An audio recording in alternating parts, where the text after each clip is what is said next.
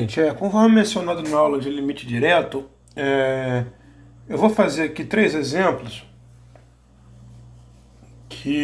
na verdade eu vou fazer dois exemplos e uma aplicação desse exemplo para a gente ter uma ideia de como se calcula o limite direto, tá? Então, primeiro exemplo, né, é que a gente tem que ter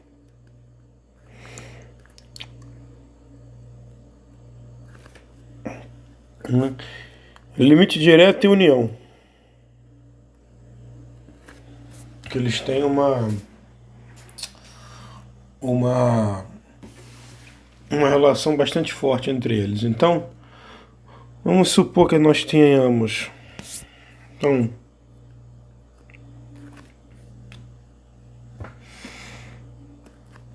sejam M um R módulo, certo? E M lambda, né, contida em M submódulos.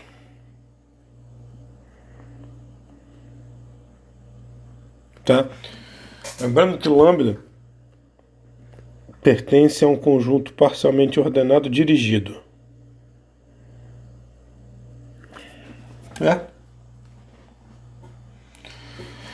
Então suponha, né, que φ lambda mi de M lambda para M seja apenas a inclusão. Tá? Então, os mapas são dados pela inclusão. Então, você pode pensar, né, que lambda menor ou igual que mi implica M lambda contido em M mi.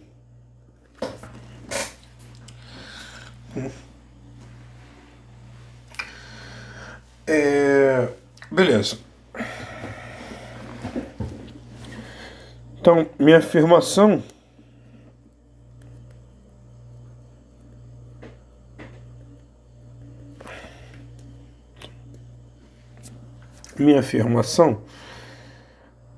é o seguinte, que a união entre esses M lambdas é o limite direto desse sistema. Tá certo? Então, vamos demonstrar esse resultado, que nesse caso o limite direto é a união.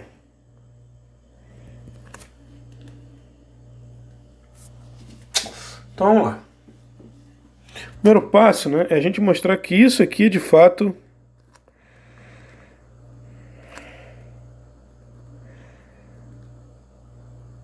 não é R módulo.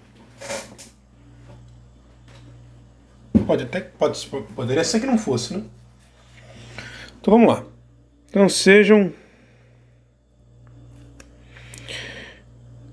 M lambda pertencente a M lambda.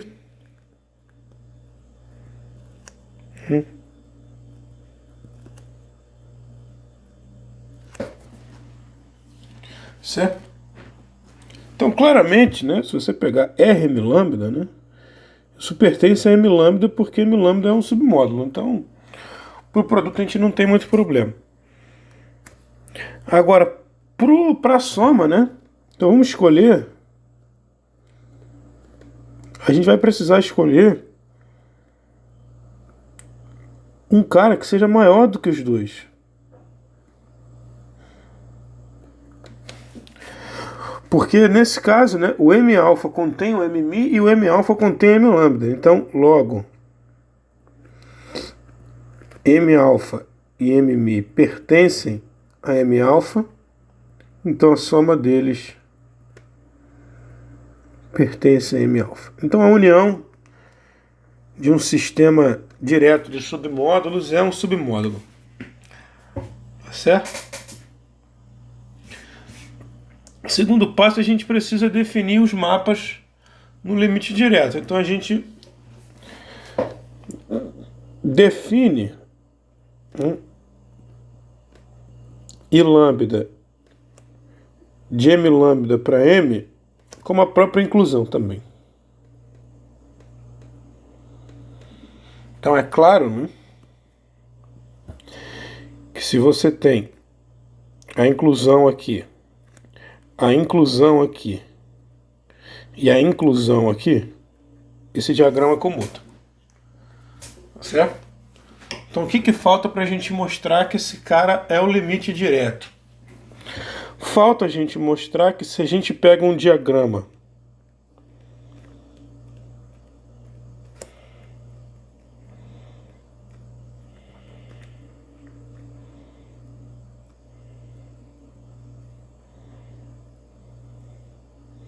então vamos desenhar assim com essa setinha para ver que é inclusão. Dessa forma, né, a gente consegue construir esse único mapa aqui.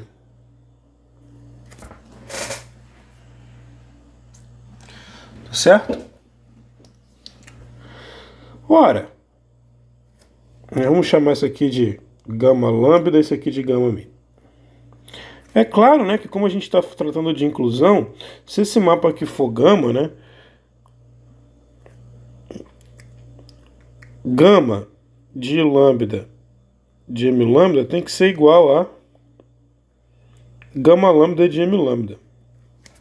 Certo? Então a gente precisaria definir, né? Então defina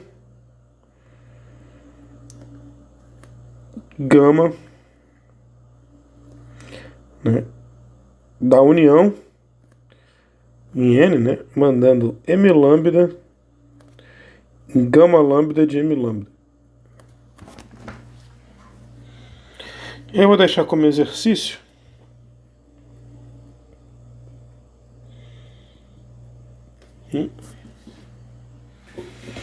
que é demonstrar que gama bem definido.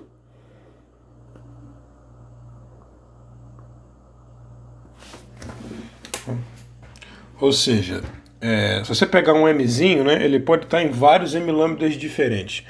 Então a ideia é que você demonstre que isso vai parar no mesmo lugar. Portanto, né, demonstrando isso, né,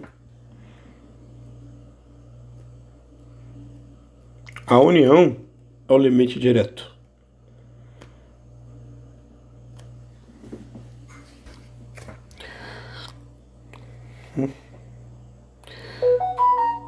Então, corolário disso,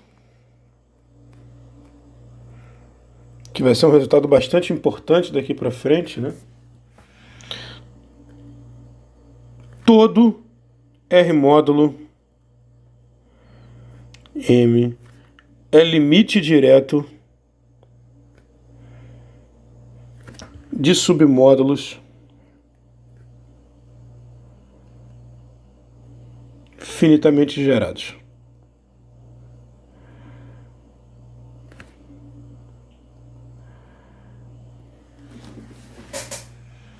Se a gente organizar, né? Se a gente organiza os submódulos de M pela inclusão, né? Os submódulos finitamente gerados de M pela inclusão, né? É claro que o M, né, é a união de seus submódulos finitamente gerados. Então ele é o limite direto dessa família.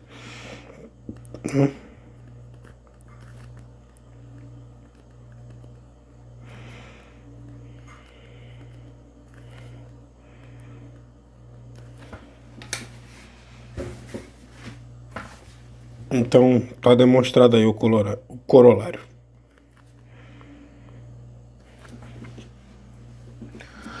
Isso vai ser muito importante porque a gente em algum ponto vai conseguir demonstrar que os funtores de cohomologia local comutam com o limite direto. Então, num certo sentido, né, muitos teoremas a gente vai poder reduzir de graça para o caso finitamente gerado. E aí, para o caso finitamente gerado, a gente vai ter uma técnica muito parecida com o que a gente demonstrou na outra aula apêndice, né? Lembra que a gente provou que o depth era zero, né? O grade era zero, se somente se tem um ROM, né? O ROM é não nulo. A gente vai demonstrar um resultado parecido para a cohomologia local. que só vale para módulos finitamente gerados. Então, poder fazer essa redução vai ser muito útil. E esse corolário vai permitir que a gente faça essa redução.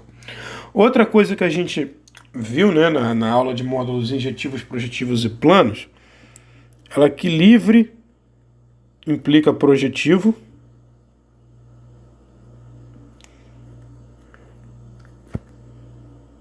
e projetivo implica plano. Né? E é bem sabido que no caso local, todo módulo projetivo é livre, certo? E no caso local, mais módulo finitamente gerado, plano implica projetivo. Então, local e finitamente gerado, essas três coisas são equivalentes. Tá? A gente demonstrou na aula passada, né? Quer dizer, eu deixei como exercício na aula passada, né? Para vocês mostrarem, né, que o limite direto comuta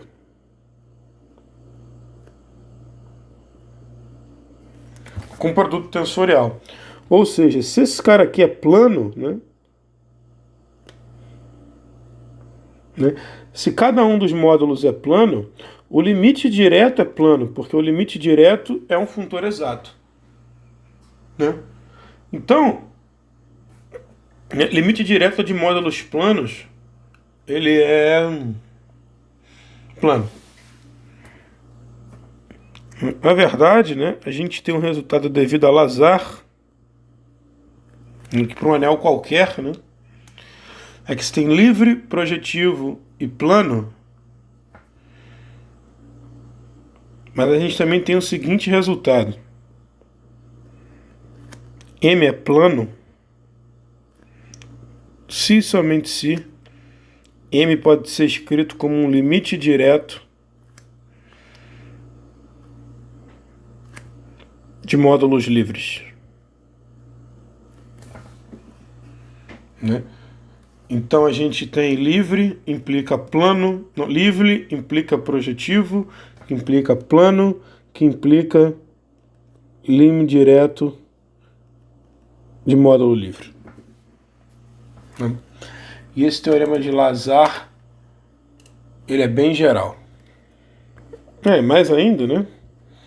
Devido ao resultado anterior, né, a gente também pode supor que esses caras são finitamente gerados. Então ele é plano, se somente se. Então todo módulo é limite direto de módulos finitamente gerados, e ele é plano se ele for limite direto de módulos livres.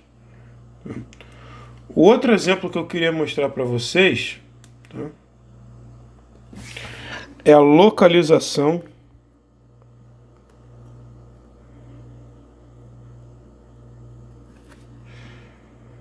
num sistema multiplicativo da forma 1F, F2. Ou seja, você inverter um único elemento. Então o que eu quero demonstrar é que, na verdade, a localização de um módulo num elemento pode ser escrito como um limite direto do próprio módulo. Então, vamos botar assim, M lambda, onde lambda pertence aos números naturais, certo? E F lambda mi de M lambda, que é o próprio M, até M mi, que também é o próprio M, é a multiplicação por F mi menos lambda. Certo? Então, essa é a nossa afirmação. Então, vamos demonstrar esse resultado?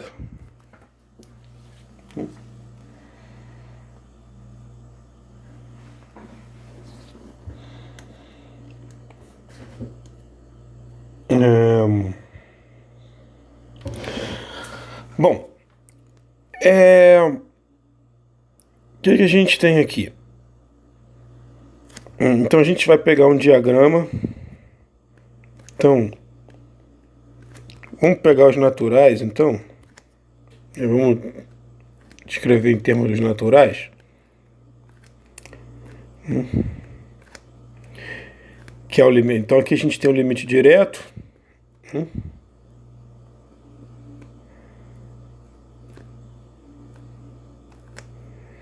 Então vou botar aqui M. Aqui M. E aqui a gente tem o MF. E a gente quer mostrar que tem um isomorfismo entre eles. Então o primeiro passo é definir esses mapas aqui. De maneira que o diagrama comute. E uma maneira natural de fazer isso, né, é a gente definir psi de M, né, como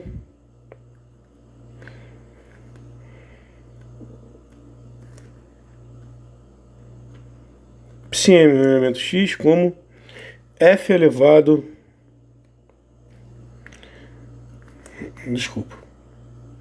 A gente vai levar X em X sobre F elevado a M. Então, o homomorfismo, né, que a gente vai definir de M para MF, né, é a divisão por F elevado a M. Então, vamos mostrar que os diagramas comutam. Tá? Então, vamos calcular psi-M, vamos chamar esses mapas aqui de Φ, de FNM, né? Desculpa, tá ruim a notação, né? Então vamos chamar aqui de Φ NM. Então aqui a gente tem Φ NM. Então vamos calcular psi-M de Φ NM.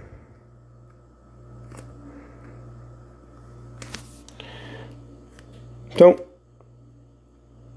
esse camarada, né, multiplica por F elevado a M menos N.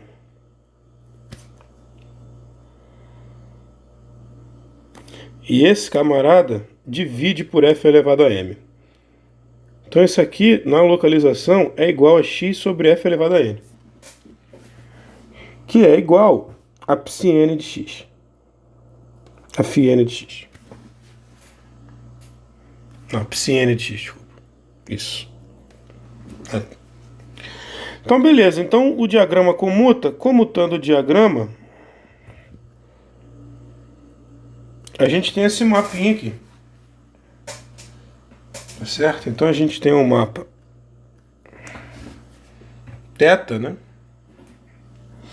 Não, acompanhado, vamos chamar de psi. Então, psi de Mn barra, então lembrando que isso aqui é você ver o elemento M como um elemento de Mn, é Mn sobre F elevado a N. Então vamos lá. Então psi é sobre. De fato, né? Se x está em MF, né, a gente sabe que ele é da forma M sobre F elevado a N para algum F, né? Para algum N. Então isso aqui, na verdade, é simplesmente psi-N de M. Né? Se você vê o M dentro do Mn. Então ela é sobrejetiva. Então vamos mostrar agora que psi é injetiva. Que é o segundo passo.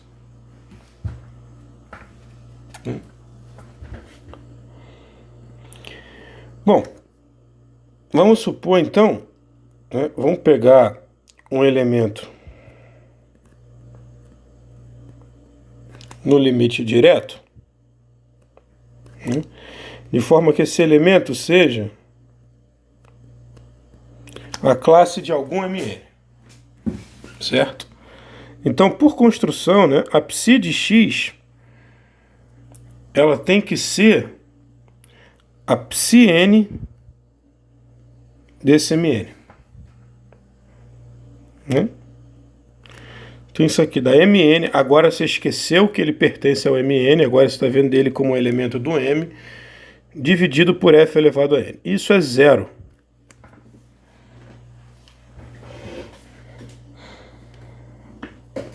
Certo? Portanto, existe um m natural, né? Isso aqui é localização, tal que fm mais n, m igual a zero.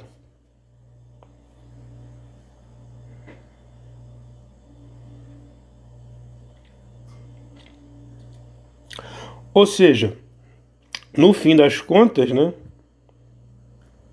a gente pode ver esse m em m1. Então, no fim das contas, né, se a gente olhar o psi nm, desculpa, se a gente olhar o psi n mais m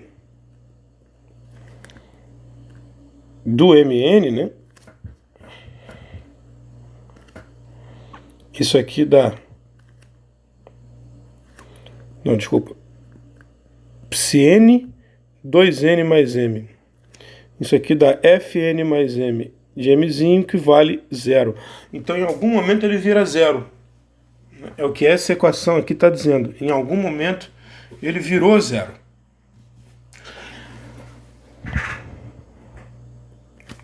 Logo, x igual a zero, né, no limite direto.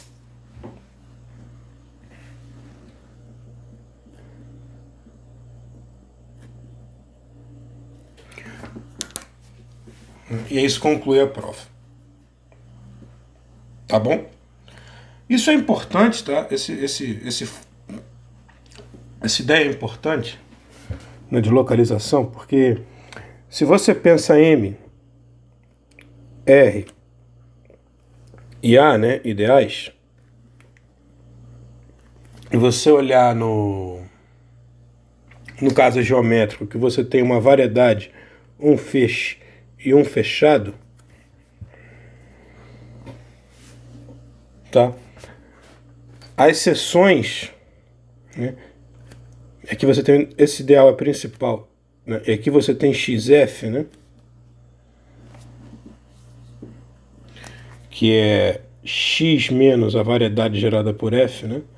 A gente sabe, né, que se as seções globais do f equivalem a m, né? Se o f é quase coerente gerado pelo módulo m, as seções globais desse módulo sobre o xf é o mf. A gente sabe isso. Tá, isso vem da geometria algébrica. Então, olha só que interessante. A gente tem um mapa de localização de M para MF. A gente sabe quem é o núcleo desse mapa. O núcleo desse mapa são todos os caras que são anulados por alguma potência do F. E o conúcleo desse mapa é o MF sobre M. E esse cara aqui é F torção. Certo? Se você multiplicar pela potência certa, né, todo elemento daqui é da forma M sobre Fn, se você multiplicar por Fn, você cai em M. Esse aqui, a gente já viu lá atrás, que é o funtor de A torção, onde A é igual ao ideal gerado por F. A gente já viu que esses camaradas, né, formam um funtor, são funtores exatos à esquerda. Tá? Então eles têm os seus funtores derivados. A gente vai ver mais para frente que esse camarada aqui nada mais é do que o R1. Né, que o primeiro funtor derivado da torção calculado em M. certo? Então é isso, esses são os exemplos que eu queria mostrar para vocês. Vocês estão vendo que eu estou gravando esse vídeo um pouco tarde, né? Então ele tem algumas hesitações que não deveriam ter. Peço desculpas por isso também, estou começando agora.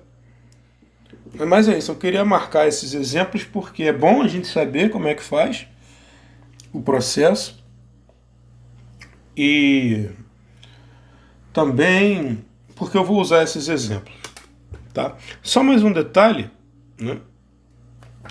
Eu não entrei aqui com o comportamento do ROM com limite direto, né? Porque o ROM ele não preserva limite direto em uma das coordenadas, ele transforma o limite direto. Na primeira coordenada, ele transforma o limite direto em outra estrutura chamada limite inverso. É que a gente não vai adentrar por agora. Talvez mais para frente, quando a gente precisar trabalhar sobre anéis completos, eu dei uma relembrada em limite inverso. Eu dei uma introduzida ao limite inverso e ao completamento. Tá? Mas basicamente o limite inverso, né, é você pegar... Deixa eu voltar aqui. Né, esse desenho do limite direto e inverter todas as setas. Tá? Você inverte aqui todas as setas e o objeto que a gente encontra é o limite direto, que tem um comportamento totalmente diferente. Quer dizer, é o limite inverso que tem um comportamento totalmente diferente do limite direto. Tá? Então é isso. Na próxima aula a gente já vai começar, a gente vai voltar a falar de cohomologia local e vamos começar a obter, ir em busca dos teoremas que eu prometi na aula de abertura. Então é isso, gente. Um abraço e até a próxima.